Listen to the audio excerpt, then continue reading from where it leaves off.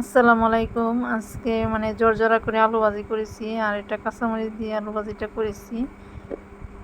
এখানে আমি আলু 4টার মতো আলু নিয়েছি, আর আলুগুলি এরকম করে আমি কেটে নিয়েছি, একদম চিকন করে কেটে পানিতে ভালো করে পরিষ্কার করে ভিজিয়ে রেখেছিলাম 5 মিনিটের মতো। তারপরে এখানে আমি একটা ছাঁকনিতে উঠিয়ে নিচ্ছি। যদি পানি থাকে আলু ভাজিটা ভালো হবে না, নরম হয়ে যাবে। আর পানিটা ছেঁকে আলু ভাজিটা করলে একদম ঝরঝরা হয়।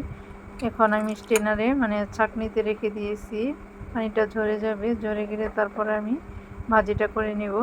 এখানে আমি একটা কড়াই বসিয়ে সয়াবিন তেল দিয়ে দিয়েছি, আর তেলটা একটু বেশি লাগবে। তারপর দিয়ে দিয়েছি একটার মতো তেজপাতা আর অল্প আস্ত জিরা দিয়ে ফোড়ন দিয়ে নিয়েছি। এখন আমি দিয়ে দিয়েছি কাঁচামরিচ আর পেঁয়াজ কুচি দিয়ে তারপরে ভেজে নিচ্ছি। আর এটা আমি বাদামি কালার করে ভেজে নেব। ভেজে তারপরে দিয়ে দিচ্ছি হলুদের গুঁড়া, সামান্য হলুদের গুঁড়া দিয়ে দিয়েছি। দিয়ে নেড়ে চেড়ে আমি কিন্তু এখন লবণ দিব না। এখন আমি নেড়ে চেড়ে কিছুক্ষণ ভেজে নিয়েছি।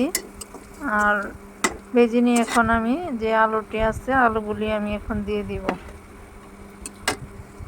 আলুগুলি এখন আমি দিয়ে দিচ্ছি, আর সম্পূর্ণ পানিটা ঝরিয়ে নিয়েছি, কোনো প্রকার পানি নেই, একদম শুকনা হয়ে গেছে। আলুগুলি ঝরিয়ে নিয়েছি, এখন দিয়ে নেড়েচেড়ে মিশিয়ে নেব। এভাবে করে আমি নেড়েচেড়ে মিশিয়ে নিয়েছি। আর এটা আমি ঢাকা দিব না, একদম ঢাকনা ছাড়াই রান্না করে নেব। যদি ঢাকনা দিয়ে একদম নরম হয়ে যাবে আলুটা, আলু ভাজিটা নরম হয়ে যাবে। আর যদি ঢাকনা ছাড়া রান্না করি এরকম করে একদম ঝরঝরা হবে।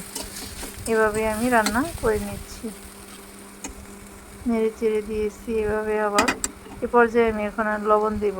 যখন হাফ সিদ্ধ হয়ে গেছে এখন আমি লবণ দিয়ে দিব। আমি আগে লবণ দিইনি, যদি লবণ দিই তাহলে পানি ছেড়ে দেবে, তাই নরম হয়ে যাবে, তাই লবণ দিইনি। এখন দিয়ে দিচ্ছি লবণ। লবণ দিয়ে আবারও নেড়ে চেড়ে রান্না করে নিচ্ছি।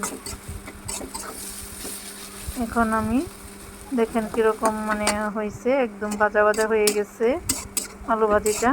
ঢাকনা না দিয়ে আলুটা সিদ্ধ হয়ে গেছে। এভাবে আমি আলু ভাজিটা করে নিয়েছি। আর এটা মিডিয়াম মিডিয়াম করে নিয়েছি, গ্যাসের আগুনটা মিডিয়াম করে নিয়েছি।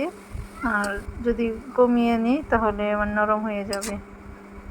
এভাবে আমি ভাজিটা করে নিয়েছি। দেখেন একদম ঝরঝরা হয়েছে, একদম লোভনীয় আলু ভাজি, ঝরঝরা আলু ভাজি।